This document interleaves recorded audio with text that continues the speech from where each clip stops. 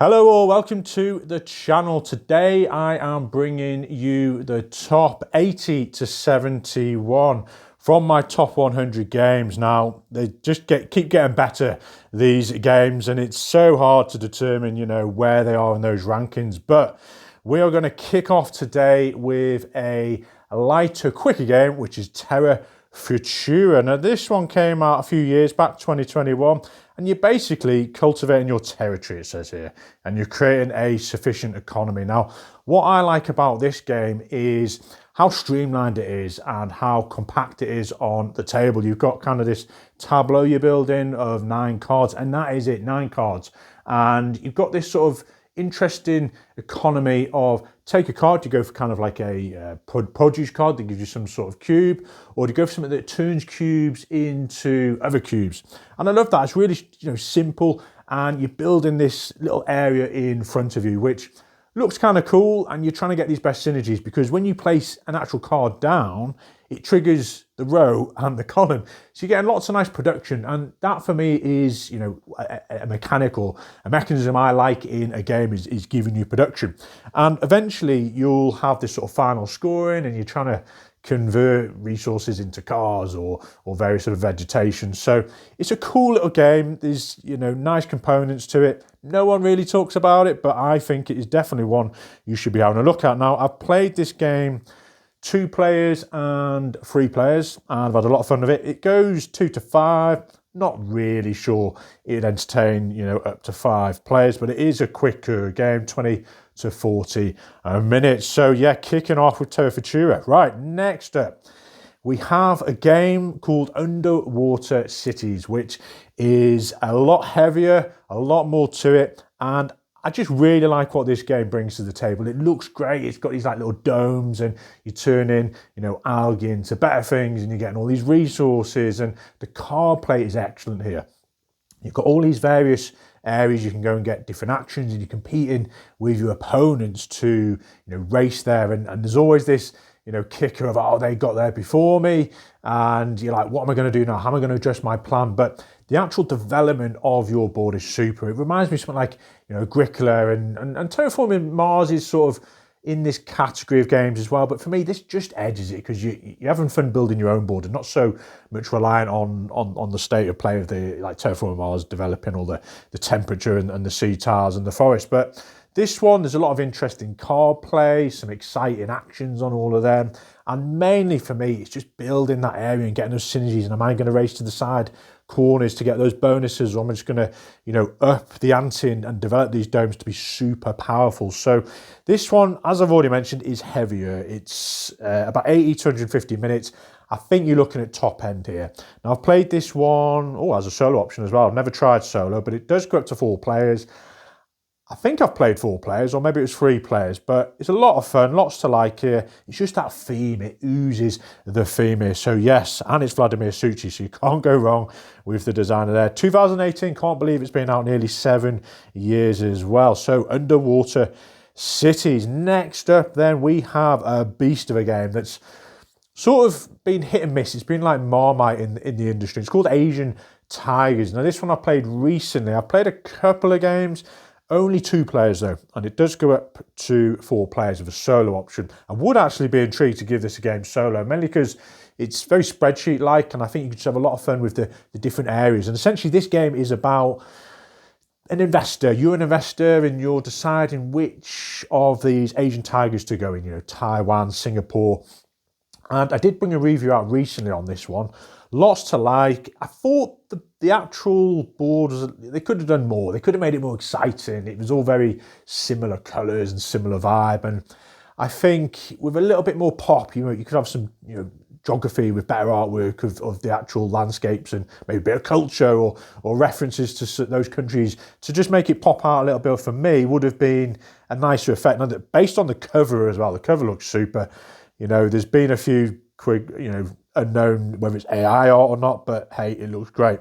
Now, in terms of what you're actually doing in the game, then you are going to these areas and you're developing infrastructure there. So you've got lots of pieces on your player board, and as you take those pieces out onto the board, you're revealing different synergies and different benefits and things that give you, extra tokens here or multipliers or a host of things. And as you develop that infrastructure in these areas, you're competing for area majority and you're going to score a lot of points with that. Now, equally, you've got this kind of global market in the middle as well you can go to and explore and try and sell your goods. You get these little goods tokens to foreign markets, the USA and Europe, and you can add those to the side of your player board and hopefully get better multipliers. So I like that. It was something different to go for.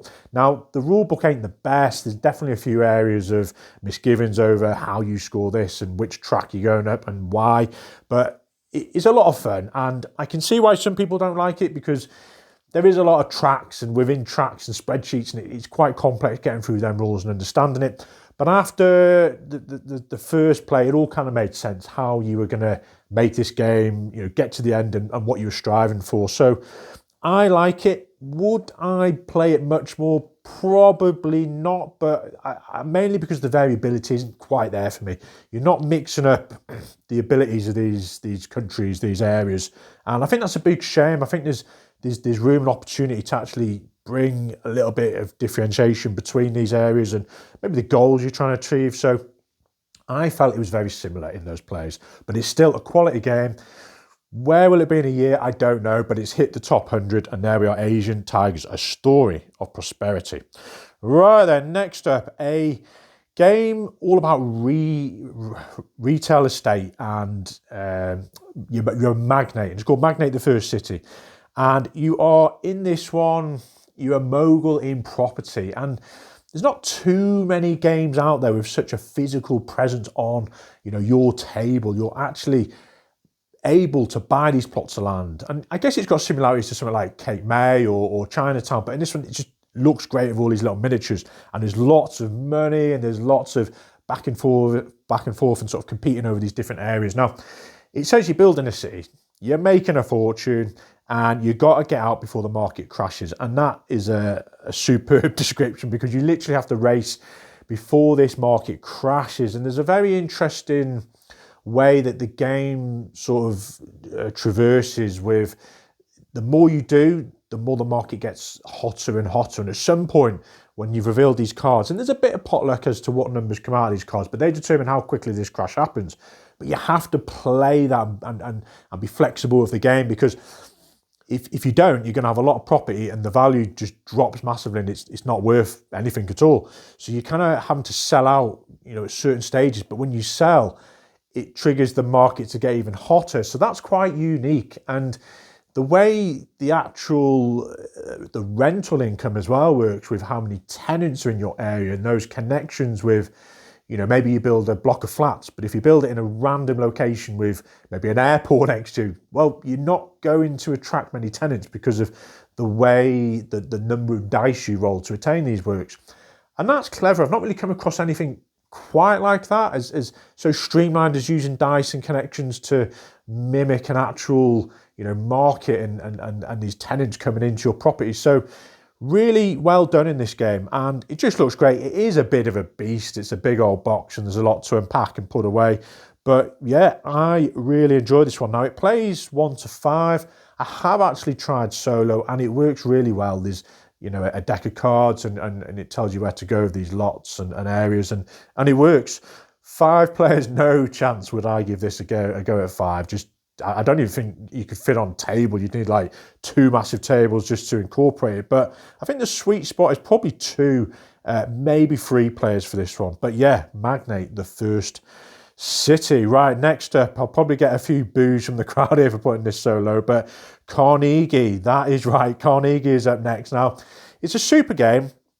There's lots to like, there's a lot of buzz about it, and it's very much in demand. And you're trying to, in this game, become the most influential entrepreneur and benefactor of the year, which is very fitting to what the game's all about. You're developing the areas on the board, and there's lots of nice little areas to go and explore and pursue and have a lot of fun with, and especially with your player board. That for me is the most enjoyable aspect. You can build these sectors onto your board, and as you try and be as efficient as you can with your HR department and moving these workers, there's some really tense moment as you realise that you can just about achieve that goal, or you can't, and you're in despair, and you're like, how am I going to make this happen?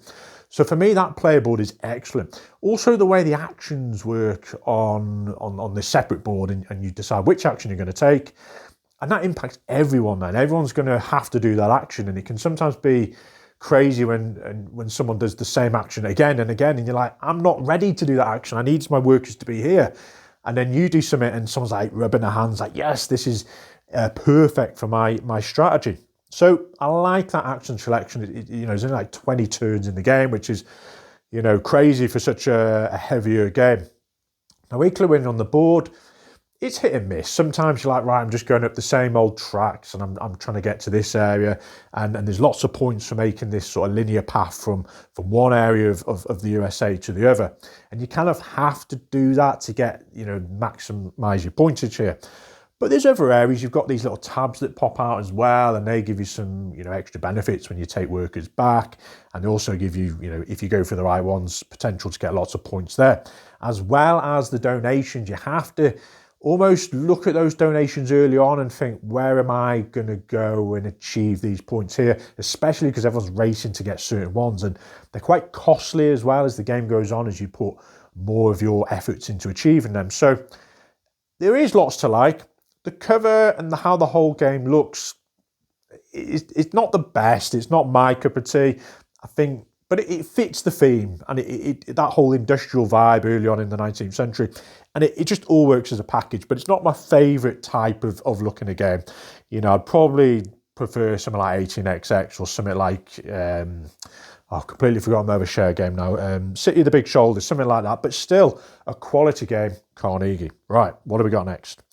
Big Boss. Wow, this is a super game, and it's probably lower down here because there's a couple of other games, Shark and Acquire, which, they're all in that same fit, and I've brought you guys a video on my comparisons of all three recently.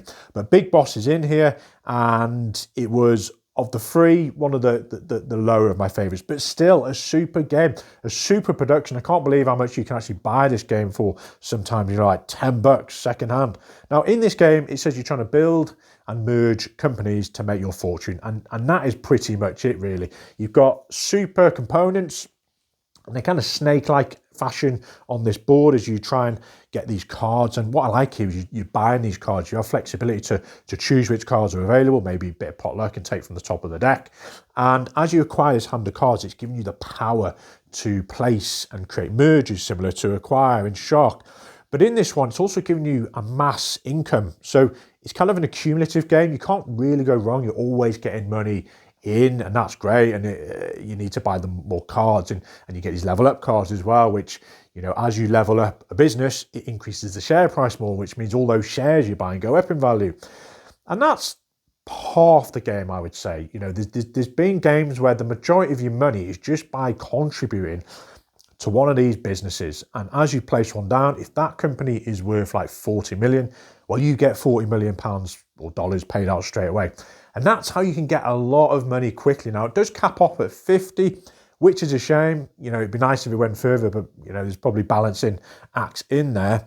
But there has been games where I've not even had mergers happen, and it's still been a lot of fun. But considering it's a game about building businesses and merging, I feel like that can be hindered in some respects. But overall, it's a really quality game, and I think there's a lot to like here for players who are after less, brutal interaction, which Shark and Acquire definitely bring. And especially with Acquire, you can be left out in the cold if you bought in that first company and no one ever actually merges it, and you're not getting any money back. So whereas this, accumulative effect. Not quite a big fan of these random radio masts that go on the top. They give you like free shares. Never really understood why you need those on, but it's a nice little touch just to get more shares and show your dominance in that particular business. But yeah, Big Boss, excellent. Now, it plays 2 to 6, and it actually does work really well with 2 players, which is nice. Never tried a higher player count, 5-6 players. I've tried it 3 and 4 players, and it works very well with all of them. 90 minutes, I think it's a bit of a push at that, mainly because I think the only way the game ends is when all of those tiles have been placed, and I've never really had a game less than 2 hours. It's typically 2.5 hours. And it is lightweight complexity, brought to you by Wolfgang Kramer there. Right. Wow, we've stepped up notch in complexity here. We've gone straight into the next game of Arkwright, the card game. What a beast of a game this one. Now, you've got such a small game box and package, and it really packs a big punch, this one. And it's actually a bit of a table hog, really, once you start getting all these boards out and all the components. And it is obviously similar to its bigger brother, Arkwright, which is a game I like, but it's so much to it that, you know, this is my preferred game. Hint, hint, you might not see Arkwright in this further list here, but this one does a lot of the same facets and the same theme, and it lets you have a lot of fun with the pricing mechanisms and the marketing and the PR and which sort of products you go in. And that's a lot of fun. Now, there is a lot of rules to this. Don't go into this thinking it's lesser complexity than Arkwright. It just does the same as Arkwright, but in a more efficient way of moving things over, like the cards to produce the goods, and there's not so many components on the board that could potentially knock over, because you have to set up like several hundred pawns in the original, and it does take a long time, the original. You're looking at, like, if you're quick, 3.5 hours, but there's been some games I've not been able to finish, and that's like 4 or 5 hours down the road, which has been a shame. But this manages to achieve that feel in about 2.5 hours. It says here 60 to 100 minutes. I think maybe on the solo play, which I've never tried, I've heard that's quicker, but I think a bit of a push to get this in 100 minutes. Now, players 1 to 4, again, I think 2-player is the sweet spot. I've only ever tried it with 2, but just based on how it felt and how much presence it took around the table, it worked really well, and I probably wouldn't really be looking to try with 3 or 4 players. The only thing that's made this game lower on the list for me, and it's a solid game, is more the resources. It's not that enticing or exciting, trading bread and lanterns and what have you. And I think if someone was brave enough to take a reskin of this game and brought it into the, you know, modern era of something a bit more interesting, I could see the design and the mechanism of this game really shining with just a better theme. But overall, yep, still a quality game and in the top 100. Now, talking of the next game and how it looks and appeals to people, this is certainly not up there for winning awards for artwork, and it's called Augsburg 1520. And this game is very unique. It's kind of got this poker element of where you have these deck cards in front of you with various colours and numbers, and they represent your ability to give favour, well, attain favour from these various nobles, and I can't remember their names, but you will use these cards to bid and compete with your opponents to play the most cards out, and they're kind of secret, and then once you reveal, whoever has the highest card will win the bid as such, and then you get a favour from that noble, and those favours are powerful. They give you potentially bump up in this chart here, you get maybe more money, so that's more income from round to round, which lets you get more cards. Maybe it was a bump up in prestige when you score, and I can't remember the last one, I think it was attaining more cards. But it's really clever and simple design here, and it just, I've not come across anything like it, especially with the VP track, where you can't actually get past a certain point on the VP track unless you've built one of these churches. And then you can't get past, I think it was 45 VPs, unless you contributed or built this cathedral. Then you might be steaming ahead, but if you haven't built that church, you're going to be stuck at this barrier. So that was kind of interesting to see in a game. And just the general interaction and that second guessing of what cards your opponents have got to compete and just get those favours. There's just a lot to like here. And this is old school, like San Juan and Puerto Rico, that type of game. And it is a Ravensburger game. Now, it's 2 to 5 players. I don't think it would really work with 2. I've tried it with 2. 3 players and 4 players is where this game is at, in my opinion. It says 25 to 75 minutes. You're definitely looking at the top end of this. And it says sort of low, medium complexity. Once you've got your head around the flow of a turn, yes, it's easy peasy and you'll have a lot of fun with this one. But yeah, give it a go if you can find a copy of this. Right, next up, we're moving on to Automania. And I'm looking at the cover, and it's rather quirky, looks maybe rather like a child's game, but it's actually a really cool game under this. And essentially, you're making cars to suit customers' needs, it says here, and pick the right market to sell them into. And that is bang on, because you are having to develop your factory in front of you. And it's quite nice in the sense that you've got this flow where you might be building micro cars or like Porsches or, you know, upper end cars or family cars, and you add on and compete on the central board for these improvements. So maybe it's an additional employee, or maybe it is, you know, an engine upgrade. And as these get added to your board, your ability to make that car gets better and better. And you kind of get these stars, and the more stars you get, you can put them on better locations on these ships. And as you choose which side you're going to export those, are you going to go to Europe because they favour cars with better safety, or maybe more fancier cars with more speed? And you're having to decide, you know, what am I going to develop on this car, looking at the demands of Europe versus USA. And that's just, you know, interesting there, and the fact that you've got layers to it, and it genuinely feels like you're running a car company. And, you know, it's not unforgiving, but if you make a couple of errors with what you've actually purchased or competed for on that board, you're going to struggle to get the stars to sell those to those export markets to get the points. So, you know, I like games like Kanban, and this for me just brings that into a more manageable, you know, option as a game to get out and actually play in about 90 minutes.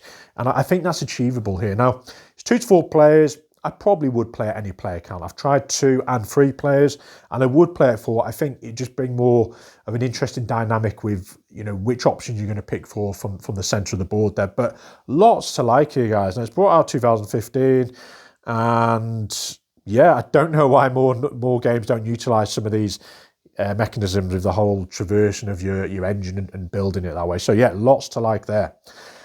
And we're down to the final game, which is a beast in regards to developing up tracks. We've had a few track games this top 10 today, and this one's called Rise.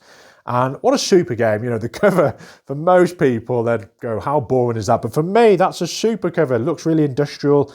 And this game then is, and the description on the Geek just says, ascend on the tracks and manage your city. And that is pretty much what this is about. You've got all these tracks, and as you progress maybe up the bank, you're getting more capabilities to get income. As you go up the politics track, you're getting all these little bonuses to go up over tracks. And they're VPs as well, depending on how far you progress up. You've got tracks on, I think it was education or some kind of university, where they've got like little mini tracks, and those give you, you know, more benefits. And there's lots of accumulation of benefits here and there, and that's nice. But in addition to that, you've got this really cool action selection concept at your choice of where to go. And what I mean is there's cards laid out, and you'll decide how far you're going to go up the track. And that determines there's costs to doing so, and the further you go up, the more costly that is. And that means you can acquire more of these benefits, and they give you things like going up more tracks. So if you don't like going up tracks, this is not the game for you. But equally, if people go to the certain side of your, I can't remember if it's left or right, I think it's the left, and you get a benefit to turn one of these tiles over. And again, that goes at more tracks and give you, you know, various benefits there. But it's just an interesting choice of action selection and how you're going to utilise the top action or the bottom action. And it just gets stronger, the abilities you have as you progress up these tracks. And one of them was really cool. I can't remember the name of it, but you kind of worked your way so far up, and then you decided, right, I'm cashing out as such. You follow this arrow up, you go sideways, and you get all these other benefits. And there's just lots to like here. It feels positively rewarding for everything you do, and I like that. And there's a few areas that can be a little bit biased on some of the tracks, say the politics, and you get more points as well as all those other little symbols. But you can mix and match the size on these with A's and B's as well. And if you get the right synergy, you know, with the one of the bank tiles is purely just, I think it was income and conservation, because I should add, you are competing against conservation versus pollution in this one, and you don't want to be too far down pollution because you're getting a lot of negative points. So that's a big back and forth tug of war in the game. But equally, the other side of the bank I was alluding to was you can choose, I think it was conservation at the bottom, and at the top go for more income and VPs. So I just like these little options you've got, and it elevates the game massively. So yeah, really, really enjoy this game. And it says medium weight, and I think once you get used to the symbology in it, absolutely, it's a great game and it all makes sense. And 60 minutes, I'd say that's a little bit of a push. You're probably looking at an hour and a half when you get good at the game. So there we are, guys. Top 10, 80 to whatever it was. And yeah, looking forward to bringing you guys the next top 10. See you all soon.